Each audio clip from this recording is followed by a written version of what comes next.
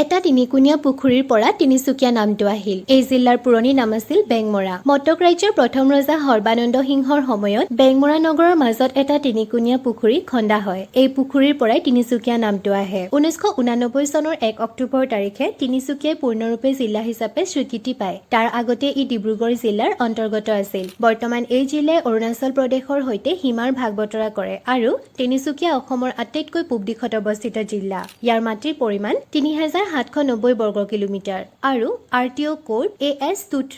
এই জিলাতে আছে এছিয়াৰ প্ৰথম তেল শোধনাগাৰ, ষ্টিলৱেল ৰোড, টিলিঙা মন্দিৰ, ঢলাশদিয়া সেতু, ডিগবৈ ৱাৰ চিমেণ্ট্ৰী আৰু ডিব্ৰু-চৈখোৱা ৰাষ্ট্ৰীয় উদ্যান আদি। ইয়াতে জন্ম হৈছিল সংগীত সূৰ্য ডক্টৰ ভূপেন হাজৰিকা, সাহিত্যিক হৰে কৃষ্ণ ডেকা, ডক্টৰ মহেন্দ্ৰ বৰা, ডিম্বেশ্বৰ নেওগ আৰু ৰীতা চৌধুৰী আদিৰ। আৰু ইয়াতে থকা নিউ তিনিচুকীয়া জংচন এসময়ত অসমৰ আটাইতকৈ ডাঙৰ ৰেল জংচন আছিল। এয়াই আছিল নৈ ঐ দৃষ্টিকৰ 7 নম্বৰ এপিছড। নেক্সট এপিছড কোনখন জিলাৰ ওপৰত বিচাৰা কমেণ্টত জনাবা। তেন্তে আজি কি শিকিলা?